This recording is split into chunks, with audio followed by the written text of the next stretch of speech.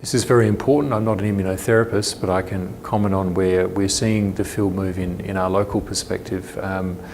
Clearly a huge wave of enthusiasm for the spectacular results of this approach for CAR T-cell therapy in BALL and other B lymphoid disorders.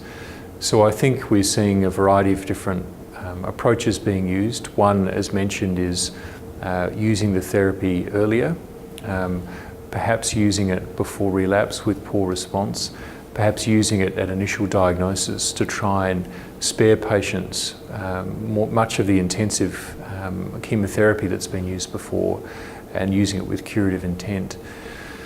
The second includes the targets and the nature of immunotherapy. So most BALL immunotherapy is focused on CD19, but we're seeing now efficacy targeting other antigens such as CD22, and given that there is the phenomenon of antigen negative escape, CD19 negative escape, the notion of bispecific CARs that might target two different antigens simultaneously, or sequential CARs. So you're seeing notions of armoured CARs and parking garages of CARs, etc., looking at some of these approaches as well.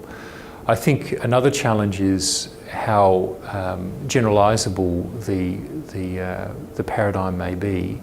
There are a number of other entities for which we don't have necessarily the same effective therapies. TALL is a good example where this has been typically a high-risk disease. It's less common, but a higher relapse rate. And because CAR T-cell therapy is using T-cells, it's somewhat more challenging to treat T-cell disease, but there's some promising approaches in this space as well. So I think there's a lot of interest in using, for example, genomic information that's been amassed over a long period of time to start to identify better targets for immunotherapy, as well as developing the better engineering platforms and more effective CARs themselves.